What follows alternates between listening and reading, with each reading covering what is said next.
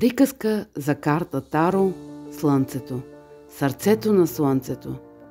В далечно кралство, където небето винаги било чисто, а земята плодородна, живеел принц на име Елиан. Той бил обичан от народа си, защото носел радост, където и да отидел. Усмивката му била като утренен лъч, а думите му топли като летен ден. Хората казвали, че самото слънце благославя принца, защото там, където стъпел, тревите разцъфтявали, а реките проблясвали по-ярко.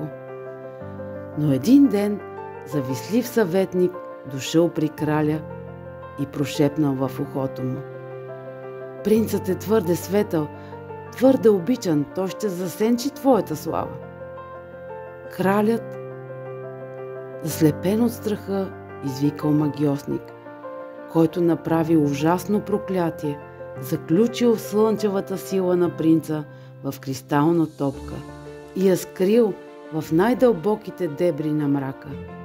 На следващия ден Елиан се събудил и усетил празнота. Усмивката му вече не топляла сърцата на хората. Очите му загубили блясъка си, а кралството потънало в сенки. „Какво ми сториха?“ прошепнал той. Без да се бави, принцът напуснал двореца и поел на път. Трябвало да си върне светлината.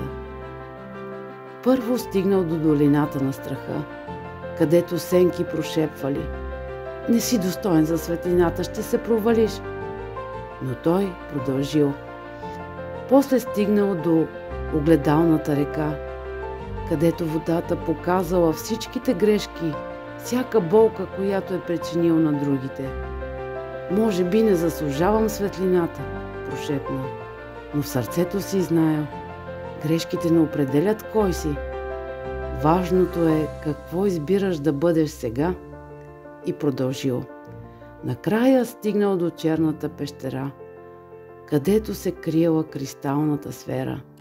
Вътре било ледено, но щом я докоснал, усетил топлина. Светлината никога не била изчезвала. Тя винаги бе в него. Принцът разбил кристала и в този миг небето над кралството отново се озарило. Цветята разцъфтяли, хората се усмихвали. Светлината е за всички, дори и за онези, които са се изгубили в тъмното. От тогава кралството никого не потънало в мрак. Картата Слънцето в Таро символизира радост, успех, истина и вътрешна светлина. Истинската светлина не идва отвън. Тя винаги е в нас. Трябва само да си я припомним.